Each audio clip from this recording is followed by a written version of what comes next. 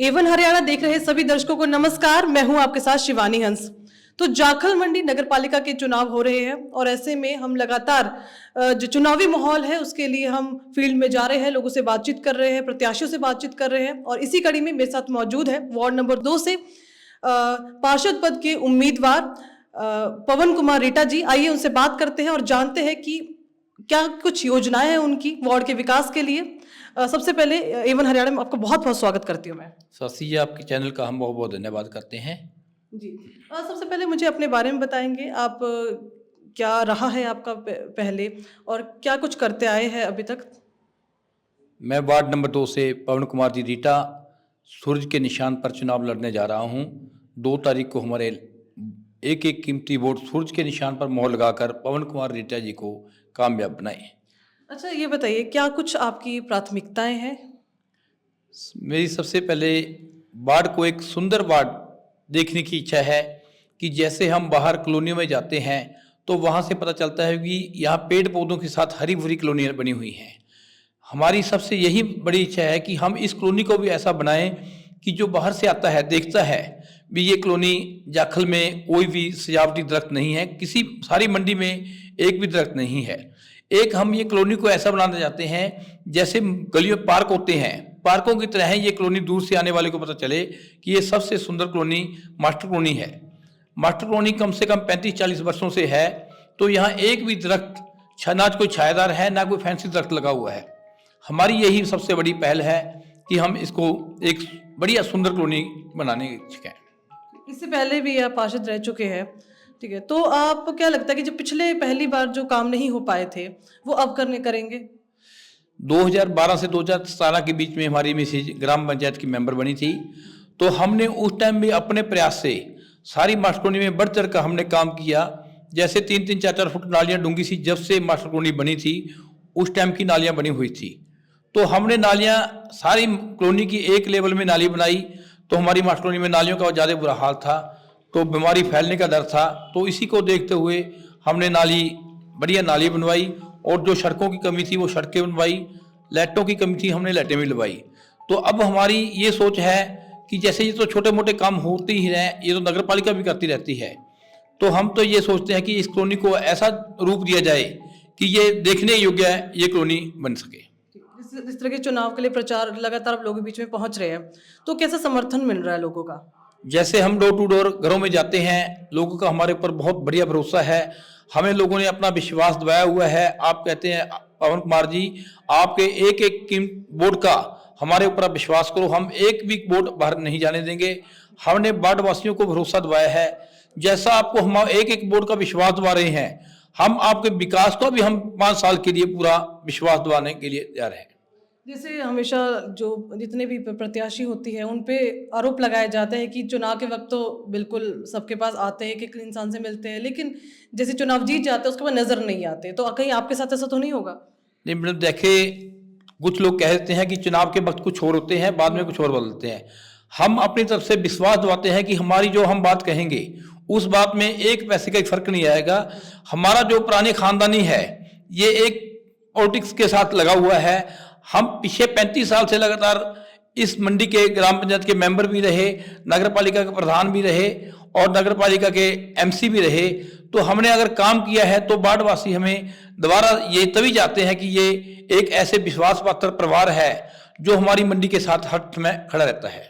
अच्छा, आप ये बताइए किसी पार्टी के समर्थन से आप चुनाव में उतरे हैं या फिर किस स्वतंत्र रूप से आए। देखो, हम किसी पार्टी के उस पर तो नहीं उतरे, हम तो यही चाहते हैं कि जिसकी भी सरकार होती है हमने तो वार्ड में काम कराना है। हम जिसकी सरकार होगी तो हमारा जो प्रेसिडेंट होगा हम उसके साथ मिलकर काम करेंगे। और हमने वार्ड के लिए एक और विश्वसनीय बात की है कि जो भी हमारी 5 साल के लिए सैलरी आएगी नगर पालिका से, हम वार्ड वासियों को वो चाहे वार्ड वासी अपने कैमरे लगवाएं, नहीं हम चौकीदार के रूप में जो सैलरी आएगी 5 साल के लिए वो वार्ड वासियों को चौकीदार के रूप में हम ये सैलरी वार्ड वासियों को देंगे। वार्ड के विकास के लिए आपकी क्या कुछ योजनाएं हैं। जैसे कि वार्ड के विकास में पहले कुछ सड़कें रह गई हैं, 2-3 सड़कें रह गई हैं, बाकी तकरीबन सारी सड़कें बन चुकी थी। 2-3 सड़कें जो रह गई वो उनका कार्यकाल पूरा होने के कारण टाइम कम था, लास्ट में आज बनी थी सड़कें, क्योंकि लास्ट कारण ये था कि वहाँ सीवरेज और वाटर सप्लाई लेट पड़े थे। लेट पड़ने के बाद सड़कें अधूरी रहेगी। तो हम वार्ड को विश्वास दिलाते हैं कि जो ये सड़कें हैं सबसे पहल के आधार पर ये सड़कों का निर्माण हम पूरा करेंगे और विश्वास के साथ कहते हैं कि आपको 5 साल के लिए वार्ड का एक मेंबर नहीं, एक चौकीदार के रूप में हम वार्ड की सेवा करेंगे। जैसे मैं फील्ड में भी जा रही थी, मुझे लोगों से जो समस्याएं सुनने को मिल रही है, एक तो है कि यहाँ पर जो बारिश में पानी भरता है, ठीक है, और दूसरा साफ सफाई का मुद्दा एक बहुत अहम मुद्दा है जिसके लिए लोग काफ़ी परेशान रहते हैं, और तीसरा आवारा पशु। जैसे कि जो पानी का निकासी ना होने का, अगर थोड़ी बहुत लाइट चली जाए तो पानी थोड़ा बहुत खड़ सकता है। जब से ये सीवरेज डले हैं तो अब मास्टर कॉलोनी में पानी बिल्कुल साफ है। रही बात सफाई की, सफाई के लिए हमने पहले ही बोल दिया है कि हर घर घर में डस्टबिन लगेगा, अपने अंदर रखेंगे वो डस्टबिन। जैसे हमारी सफाई वाली रेडी वाले आते हैं तो उसमें डालें। वार्ड वासियों से हम हाथ बांध कर बेनती करते हैं कि जो भी कूड़ा है आपके घर के अंदर रखें और सफाई की जिम्मेवारी हमारी अपनी होगी कि वार्ड में सफाई के लिए आपकी कोई कमी आने नहीं देंगे। इसके अलावा महिला सशक्तिकरण एक अहम मुद्दा है, क्योंकि जिस तरीके से हम महिलाएं बहुत अनसेफ फील कर रही है, बहुत सारे ऐसे हादसे होते हैं महिलाओं के साथ जिस पे लगाम कसनी बहुत ज़रूरी है। तो उसके लिए आप क्या कुछ करेंगे? देखो, जैसे हमारी कॉलोनी में कोई भी अनप्रस्तावित आते हैं तो हम उनसे पहले भी ये पूछते रहते हैं कि भाई साहब आपको कहाँ आए हो, किसके जाना है, क्या काम है। हम जहाँ भी हमारे घर के आसपास जैसे खड़े हैं तो हम उनसे पूछते हैं। हम वार्ड वासियों से एक बेनती करते हैं कि जिसके घर के पास भी कोई ऐसा अनजान व्यक्ति खड़ा होता है तो वो अपनी जिम्मेवारी समझ के उनसे जरूर पूछा करें। ये ना हो कि ये एक मेंबर की जिम्मेवारी है या पुलिस प्रशासन की जिम्मेवारी है, ये वार्ड वासियों की अपनी भी जिम्मेवारी बनती है कि अगर कोई भी वार्ड के पास अनजान व्यक्ति खड़ा है तो उससे जरूर पूछना चाहिए कि भाई साहब आप किसके घर जाना है, क्या काम है, कैसे आए हो और किस काम के लिए यहाँ आ रहे हो आप। चलिए, वो भी है, लेकिन एक कैमरास भी होने चाहिए ताकि हमको पता लगेगा किसी ने भी कुछ गलत हरकत की तो वो पता लग सके। अच्छा, जैसे हम बात की अभी एक बड़ी समस्या है वो आवारा पशु, उसके लिए क्या कुछ करेंगे? क्योंकि वो बहुत लोग आए दिन एक्सीडेंट्स भी होते हैं, गंद कूड़ा खा रहे होते हैं और वैसे हम इनको पूजते हैं और दूसरी तरफ ऐसी सड़कों पे फिर रहे हैं। जैसा कि हम डेरा सच्चा सौदा से जुड़े हुए हैं तो हमारी एक ये पहल थी कि हमने जो ये गौशाला जैसे आवारा पशु हैं इनके पट्टे में हमारी संस्था ने एक बार हमने ये इनके वो डाले थी, पट्टे डाले से भी दूर से पता चल जाए वाहन आ रहा है तो उससे पता चल जाए रोड के ऊपर कोई भी आवारा पशु फिर रहा है।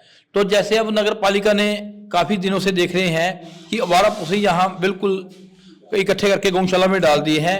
हम नगर पालिका से यही कहते हैं कि बार बार भी अपना जो भी आवारा पशु है इसको गौशाला में छोड़ा जाए और मंडी वासियों से ये सहयोग दिए कहते हैं कि जो हम आवारा पशुओं को डालते थे यह सहयोग हमारी गौशाला को हर व्यक्ति का फर्ज बनता है कि अपना जो भी दान देना है तो गौशाला को बढ़कर चढ़ दें, क्योंकि ये जो पशु आवारा गए हैं इनकी देखरेख गौशाला हमारी कर सके।